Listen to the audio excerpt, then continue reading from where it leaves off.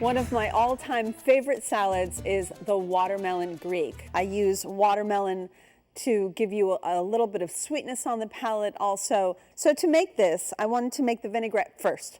A little bit of garlic powder, a little bit of onion powder, some salt right in now, red wine vinegar, finally some of your favorite olive oil. So go ahead and mix that up.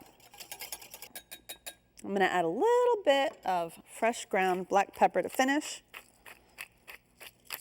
And there we go. All right, so let's cut the cucumber into nice little square pieces, nice and straight, like that. So I'm just going to go right ahead and start topping the watermelon. All right, so for tomatoes, I love using different colored heirloom tomatoes and cut it into diced pieces. It's really up to you. I'm going to hand this salad recipe over to you and you can have a little fun with it. So there you have the tomato part of it. And then for the delicious feta cheese, it's really according to your palate what kind of feta you like. So you choose whatever feta you like, but make sure you use a good feta on this.